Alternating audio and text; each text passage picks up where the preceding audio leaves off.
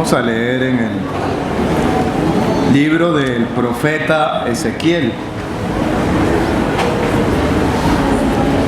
Ezequiel capítulo 2. Dice Ezequiel capítulo 2, versículo 1. Me dijo: Hijo de hombre, ponte sobre tus pies y hablaré contigo. Y luego que me habló, entró el Espíritu en mí y me afirmó sobre mis pies. Y oí al que me hablaba y me dijo: Hijo de hombre, yo te envío a los hijos de Israel, a gente rebelde que se rebelaron contra mí. Ellos y sus padres se han rebelado contra mí hasta este mismo día. Versículo 5. ¿Acaso ellos escuchen? Pero si no escucharen, porque son una casa rebelde, siempre conocerán que hubo profeta entre ellos. Versículo 7. Les hablarás pues mis palabras, escuchen o dejen de escuchar, porque son muy rebeldes. Mas tú, hijo de hombre, oye lo que yo te hablo. No seas rebelde como la casa rebelde. Abre tu boca y come lo que yo te doy. Y miré, y aquí una mano extendida hacia mí, y en ella había un rollo del libro, y lo extendió delante de mí, y estaba escrito por delante y por detrás, y había escrito en él endechas y lamentaciones y ayes. Me dijo: Hijo de hombre, come lo que hayas, come este rollo y ve y habla a la casa de Israel. Y abrí mi boca y me hizo comer aquel rollo. Y me dijo: Hijo de hombre, alimenta tu vientre y llena tus entrañas de este rollo que yo te doy. Y lo comí y fue en mi boca dulce como miel. Luego me dijo: Hijo de hombre, ve y entra a la casa de Israel y habla con ellos con mis palabras. Porque no eres enviado a pueblo de habla profunda ni de lengua difícil, sino a la casa de Israel, no a muchos pueblos de habla profunda ni de lengua difícil, cuyas palabras no entiendas.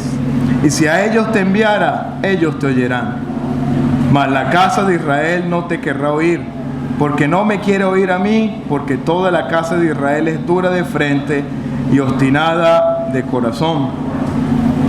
Versículo 10. Y me dijo: Hijo de hombre, toma en tu corazón todas mis palabras que yo te hablare y oye con tus oídos. Versículo 12. Y me levantó el Espíritu y oí detrás de mí una voz de gran estruendo que decía: Bendita sea la gloria de Jehová desde su lugar. Oí también el sonido de las alas de los seres vivientes que se juntaban la una con la otra, y el sonido de las ruedas delante de ellos, y sonido de gran estruendo. Me levantó pues el Espíritu y me tomó, y fui en amarga en la indignación de mi espíritu. Pero la mano de Jehová era fuerte sobre mí. Y vine a los cautivos de Tel Aviv, que moraban junto al río Quebar, y me senté donde ellos estaban sentados, y allí permanecí 7 días atónito entre ellos. Que el Señor nos ayude y Él prospere su palabra. Pero hermano, hemos sido animados, una tarea no tan fácil, de hablar un poquito sobre lo que el Señor está haciendo en Colombia. Y aunque esta sería una mejor tarea para gente como don Eduardo Emig, don Gelson Villegas, que han tenido años trabajando allí, pero si vamos a la lista, don Fermín, nuestro hermano Goyo y José Luis, todos tienen más años que yo en la obra del Señor. El Señor les ha ayudado en gran manera. Pero también, hermanos, siento el peso en mi alma, porque si algo necesitamos urgentemente es sus oraciones. Y esto nos anima a poner delante de ustedes el peso por la obra en Colombia. Pero hermanos, para empezar, lo he dicho otras veces, sería muy prepotente decir cuántas asambleas somos, porque en realidad hay muchos lugares que yo no soy quien para decir si son o no son asambleas, pero sí debo decir que delante del Señor, con las que tenemos libertad y comunión plena, son 15. Y en esas 15 tampoco soy quien para decir quienes están o no al servicio a tiempo completo, pero de los que tenemos comunión somos 4. Y los 4 tenemos orígenes venezolanos. Mi hermano José Gregorio y yo nacimos aquí, creímos aquí, fuimos formados aquí en Venezuela.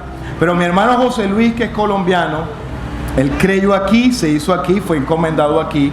Y mi hermano Fermín Gómez, también colombiano, creyó aquí y se formó en Venezuela.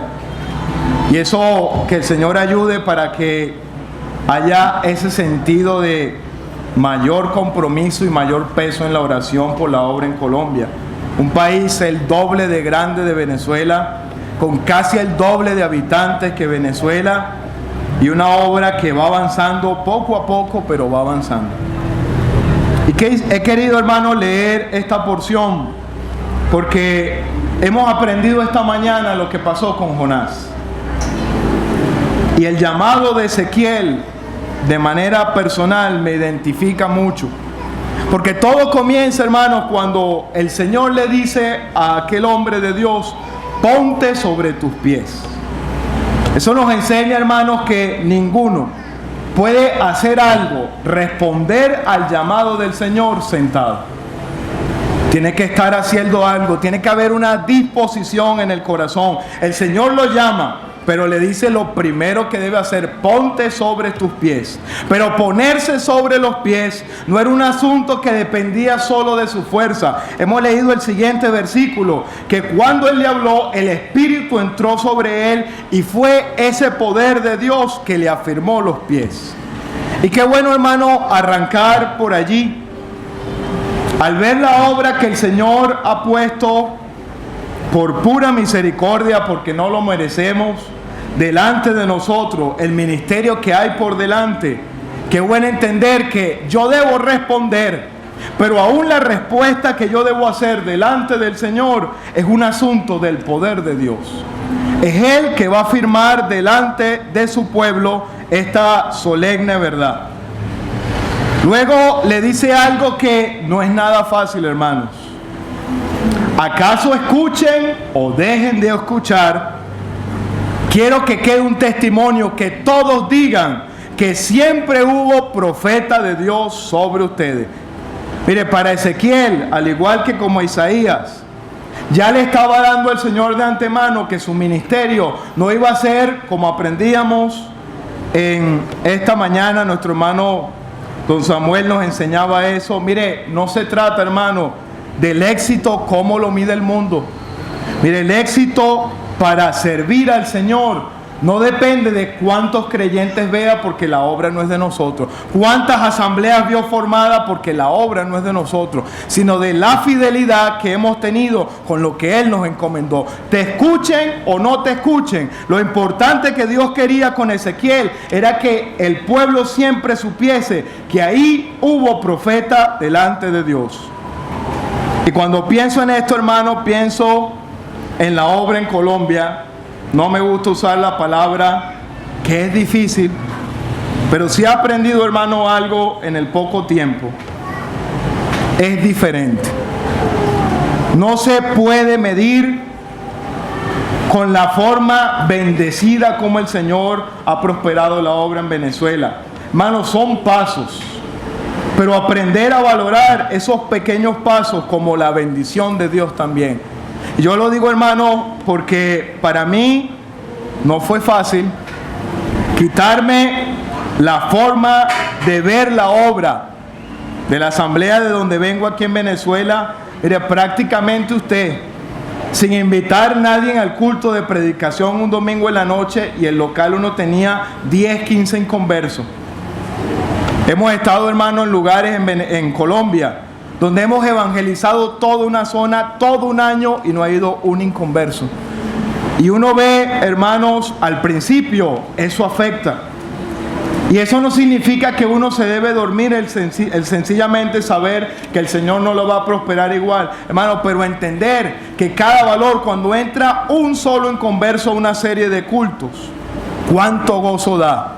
Pero predicar con la misma pasión, aunque no haya un inconverso en el culto. Mira, aprender esos pequeños detalles. Como he dicho, esas 15 asambleas Dije algo en el estudio y varios hermanos me preguntaron y creo que es justo aclararlo. Mencionar este tipo de reunión que uno se goza. No sé más o menos cuántas personas hay aquí, pero creo que pasan las 400. Más de 600. La conferencia más numerosa en Colombia es la de Sincelejo, donde vivimos. Y cuando estamos abarrotados, que no hayamos que hacer, hay 220 personas. Y uno, hermano, se goza de ello. Y lo digo porque la obra, el Señor la ha ido prosperando. Por el hecho tan sublime, hermano, de que cuando el Señor me permitió empezar a ir a Colombia en el año 2006, uno iba a las conferencias en Sincelejo y uno se gozaba, pero la mitad de los asistentes en la conferencia en Sincelejo eran venezolanos. Hoy no. Hoy son muy poquitos los venezolanos y eso habla de que el Señor ha venido creciendo la obra poco a poco, que a veces no lo notamos. Uno no va a ver una serie de cultos de predicación donde profesen multitudes, pero poco a poco el Señor ha ido añadiendo a su obra. Mire, como dije, nuestro hermano José Luis, él está al sur de Colombia, en Cali. Mi hermano José Gregorio comenzó en Cartagena, ahora está en Santa Marta al ver la asamblea formada. Nuestro hermano Fermín Gómez está en Caucasia y yo en Sincelejo. Y los más cerca, por decirlo así, somos el hermano Fermín y yo, y estamos como a 4 o 5 horas de distancia. De nosotros a donde está el hermano José Luis, no lo digo, hermano, exagerando, pero me queda más cerca venir aquí que ir a visitar a mi hermano José Luis. Cuando uno, hermano, se da cuenta de eso, uno aprende a valorar cada visita. Cuando tenemos alguno de estos hombres, cuánto gozo nos da ver y estar juntos en comunión con ellos. Pero este hombre de Dios, hermano, el Señor le permitió darle la herramienta que él necesitaba para seguir adelante. En mi manera, hermano, personal, yo he sido el más joven, como he dicho, pero el Señor me puso en un lugar donde yo he tenido que ir tras las labores de otros. En Sincelejo vivió don Eduardo Smith, ahí están las conferencias, ahí es el lugar, por decirlo así, que estoy más rodeado de asambleas. Y no es fácil, hermano, llenar la huella de estos hombres. Don Gelson tiene más de 40 años visitando y ayudando a la obra en Colombia. Y no es fácil, hermano, ello, pero hemos entendido algo, hermano, que en Colombia es sumamente vital. En todas partes, hermano.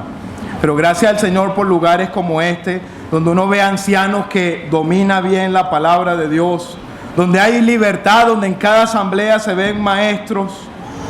Hemos aprendido, hermano, y entendido que la labor, predicar el evangelio en zonas donde no hay, pero al mismo tiempo tratar de ayudar, hermano, a estas asambleas que van creciendo poco a poco. ¿Y por qué quiero, hermano, pensar en ello? Porque a Ezequiel le dijo el Señor que ahora le iba a dar algo. Primeramente le dijo, no seas rebelde como los demás. Él le dice a él en el versículo 7, pues mis palabras escuchen o dejen de escuchar. Y luego le dice en el 8, oye lo que te hablo y no seas rebelde como la casa rebelde. Mire, la importancia de enseñar la palabra y predicar el evangelio. Primero, la palabra tiene que hacerle efecto a uno y acabamos de aprender acerca del testimonio. El Señor le dice a Ezequiel, te voy a dar una misión, pero lo primero, no seas como a los que tú te vas a llegar, no seas rebelde como ellos. Y luego que le dice eso, le habla de algo que él tiene que comer. Y le habla de ese libro que estaba escrito por dentro y por fuera y él lo tenía que comer.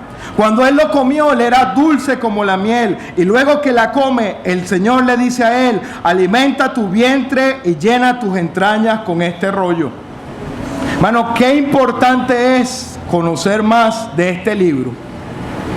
Y debo decir que una de las labores que el Señor hemos sentido el peso en el alma en ello, es no solamente ver la palabra sembrada en lugares donde no se ha sembrado, sino tratar de ayudar, hermano, en la obra en esos lugares donde no tienen la misma formación como gracias al Señor se ha tenido en Venezuela.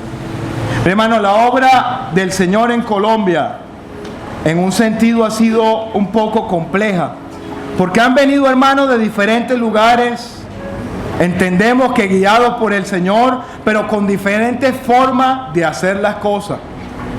Y cuando al principio yo quise ayudar, yo me conseguí, hermanos, con paredes. Cuando trataba de decirle, así no debe ser, me conseguía con ese tipo de obstáculos. Pero aprendí, hermanos, como le pasó a Ezequiel, hermano, hay que comer Biblia. Uno de mis grandes errores, hermanos, fue decirles a ellos, y lo digo con mucho temor, porque sería ponerme cuchillo a la garganta, pero decirle, hermano, mire, hermano, así no es, porque en Venezuela no lo hacemos así. Eso era, hermano, como un insulto a esas asambleas que no tenían el mismo origen que nosotros. Aprendí que no es así. Debe ser, hermano, así no es, porque Dios en su palabra no lo dice así. Y aprender, hermano, a comer de ella. Mire lo que le dice el Señor a este profeta. Era llenar sus entrañas y su vientre. La palabra tenía que estar en él, en todo su ser. Llenar sus entrañas y su vientre. El poder, hermano, ser hombres del libro. Tratar de enseñar, hermano, a los ancianos. Qué bueno que haya esa comunión entre ellos y los misioneros, pero que uno de estos hombres, o cada uno de estos hombres, en su asamblea, pueda tomar decisiones a la luz de la santa palabra de Dios y decirle a un hermano, aconsejarlo, Dios dice así en su palabra. Hermano, eso ha sido una labor dura, pero el Señor ha querido que así sea. Y nos sentimos tan pequeños en esas labores, cuando hay que hacer, hermano, ese trabajo de abrir brechas nuevas sin descuidar estas asambleas y estos lugares que están viendo. El Señor en Sincelejo, cuando nos mudamos, hay una clase bíblica en el local de Sincelejo. El medio de transporte más usado en Sincelejo es la moto. Muchos hermanos tienen motos. Traían niños de otros barrios en moto, 5 o 6 niños en moto, hasta que sucedió lo que temíamos. Un día un hermano se cayó de la moto y uno de los niños se partió la cara. Eso fue una complicación fuerte, pero como aprendíamos esta mañana, a veces, hermano, ese pez, estar allá adentro, termina en una bendición. Eso nos llevó, hermano, a movernos al barrio de donde era ese niño y empezar una clase bíblica allí en ese lugar. Y empezamos, hermano, con unos pocos de la familia de la casa. No hicimos mucha invitación porque la casa era muy pequeña. El calor en Sincelejo es bastante fuerte. Pero empezaron a llegar niños y cada semana iba aumentando. Y después no era solamente niños, sino empezaron a venir los padres de los niños. Y el Señor empezó a ayudar y ayudar en cuanto a ello. Empezamos a tener cultos de predicación del Evangelio. Y no fue fácil, hermano, comenzar las series de culto. La asamblea no tenía esa sana costumbre de tener series seguidas. Para ellos la serie era los días que no hubiesen culto en la asamblea. Pero el Señor permitió, hermano, poco a poco, y se empezaron esas series de culto. Y el Señor empezó a salvar almas en ese barrio. Ese barrio se llama, lo digo para sus oraciones, el 17 de septiembre. Es un barrio cerca del local de Sincelejo, y ahí el Señor, hermano, empezó a salvar almas, personas allí, y hoy nos da gozo ver varios en la comunión de la asamblea de ese lugar. Esa es una familia, su esencia, que vienen de una asamblea que ya no existe, una asamblea que quedaba como en una isla en el río Cauca, pero lastimosamente los grupos delictivos acabaron no solo con la asamblea, sino acabaron con el pueblo. Ellos todos se tuvieron que ir a Sincelejo, y en ese lugar, hermano, empezó todo. ¿Por qué yo menciono ese origen? Porque uno recuerda que al fin y al cabo, hermano, no somos nada. El Señor ya venía sembrando la palabra en toda esta generación desde aquella asamblea, y sencillamente hemos recogido lo que otros han sembrado. Y el Señor ha ayudado en gran manera en cuanto a ello. Pero una asamblea que gracias al Señor el año pasado tuvimos el gozo de verla por primera vez partir el pan, es un lugar que se llama El Tesoro. Un lugar donde un hermano profesor daba clase en ese caserío, un caserío bastante metido, donde toda la esencia de ese lugar, su origen son indígenas. Y él empezó a enseñarle lo que mandaba la educación, pero aprovechó de predicarles el evangelio. Y el Señor empezó también a salvar en ese lugar, empezó a ayudar en gran manera a todos estos nuevos creyentes. La asamblea de Sincelejo se involucró, luego don Eduardo, don Fermín. Ellos empezaron a ayudar y desde el momento que nos mudamos a Sincelejo, empezamos a tratar de ayudar en ese lugar. Y qué gozo, hermanos, después, desde que se comenzó aquellos cultos, casi 30 años, ver el año pasado la asamblea formada en El Tesoro. Son, hermanos, 10 miembros allí en la comunión de la asamblea, pero el Señor les ha ido ayudando a echar adelante. Es un lugar de campo, los bautismos son en una laguna, pero todo eso, hermano, el Señor nos ha ayudado a apreciar tanto esa obra para la honra y la gloria del Señor. Hermano, pero cuando vamos a lo que hemos estado aprendiendo aquí, nos damos cuenta del poder, hermano, que tiene la palabra. Porque a partir de que el Señor le dice a Ezequiel esa verdad, ellos comienzan, hermanos, o Él le empieza a decir ahora, vas a hablar mis palabras, vas a decir mis palabras. Y eso nos llena, hermano, en el corazón, porque uno siente tanto su debilidad cuando va a exponer delante del pecador, delante del pueblo del Señor, su debilidad, pero qué confianza da hacer lo que hizo Ezequiel. Hermano, al fin y al cabo es la palabra de Él la que va a hacer el efecto. Él por eso les dice a ellos, entra a la casa de Israel en el versículo 4 del capítulo 3 y habla a ellos con mis palabras. Y luego le dice, ¿por qué? Porque la razón de ser, de hermanos, de ellos no era precisamente, hermano, que él iba a ir a un pueblo de habla profunda. Él le iba a decir, tú vas a ir a un pueblo muy sencillo. Ellos no son de hablas tan profundas. Aunque si te enviare a pueblo de habla profunda, ellos te van a oír. Pero el problema que él se iba a conseguir no era lo complicado. Y esto, hermano, nos enseña otra gran verdad y que tiene que ver con la obra en todo lugar. Tratar, hermano, de ser lo más sencillo posible. Él le estaba enviando a ellos de esa manera. Vas a ir a un pueblo de habla sencilla. Pero ¿cuál era la barrera que él se iba a conseguir? Que ellos eran duros de corazón. Hermano, no es fácil cuando usted se consigue en lugares predicar y predicar. Un lugar al cual don Eduardo Smith vio un local. El lugar se llama Chinú.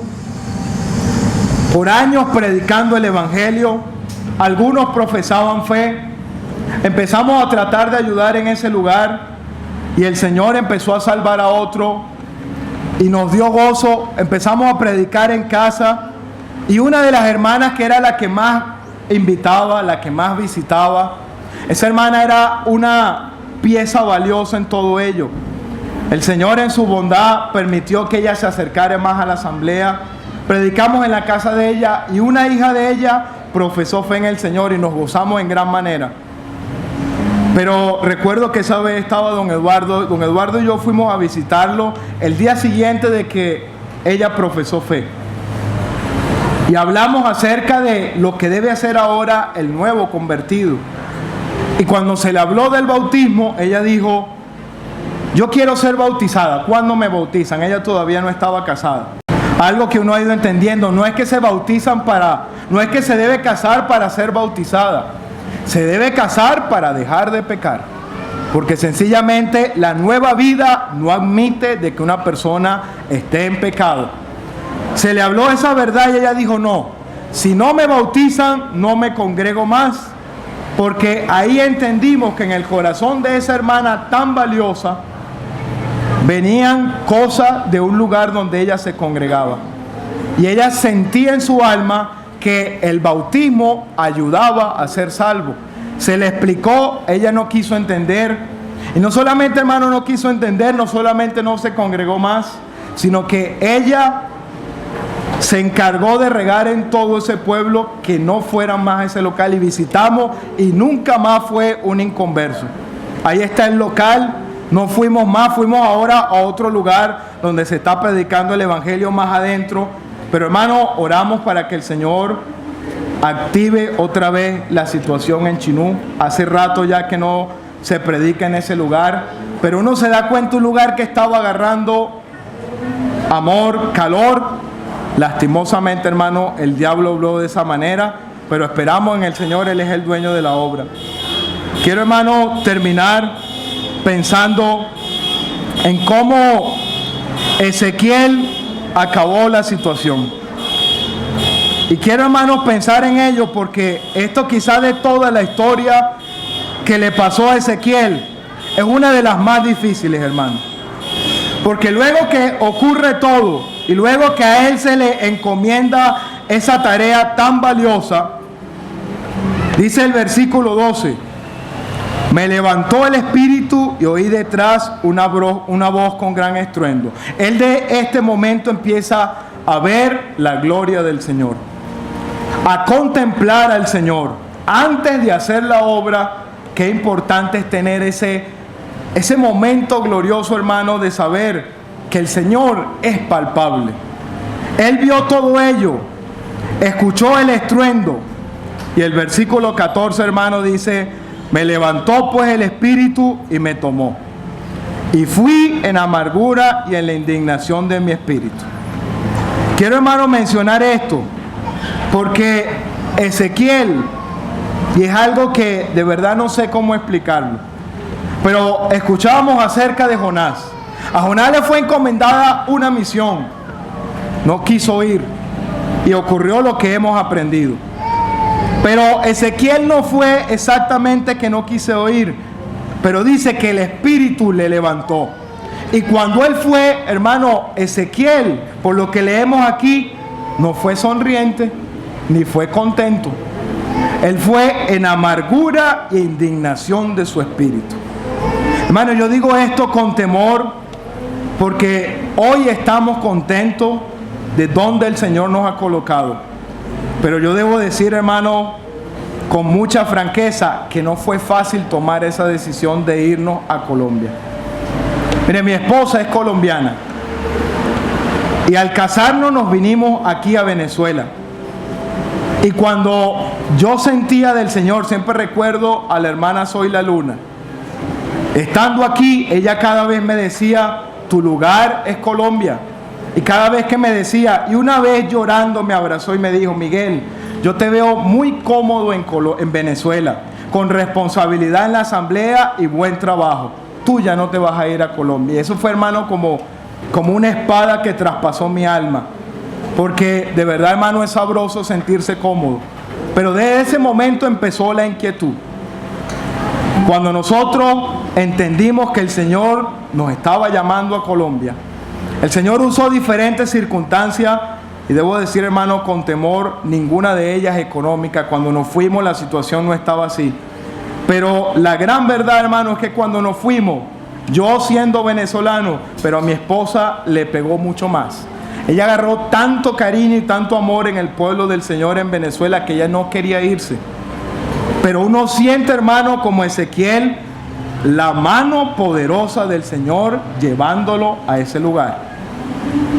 Para mí no era sorpresa ir a Colombia. Ya yo tenía años yendo varias veces al año a Colombia. Yo sabía más o menos lo que me iba a conseguir. Así que no era una decisión fácil. Pero, hermano, el Señor a uno lo mueve de esa manera. Y yo quiero decir eso, hermano, porque qué bueno es tomar una decisión donde uno se sienta cómodo. Siempre lo digo, cuando fuimos esa primera vez, mi hermano Rubén, su esposa, nos llevaron en esa primera ocasión, pasamos la frontera, pasamos la mudanza, y siempre lo digo, hermanos, yo lo he entendido así en mi vida. 15 días después que nosotros pasamos con la mudanza, se cerró la frontera. Y siempre digo que fue como el pueblo de Israel. Pasaron y cerraron para que no me devolviese. Porque yo pasé varios años, los primeros años en Colombia, todos los días con las ganas de yo devolverme, pero el Señor no me lo permitió. Hermano, no se va dando cuenta como Ezequiel, cómo la mano del Señor era sobre él. Y la porción termina, Ezequiel, 7 días atónito entre ellos. El llamado, hermanos, a veces pensamos que es un asunto de siempre gozo y alegría. Yo siento gozo, hermano, pero muchos momentos no los hay.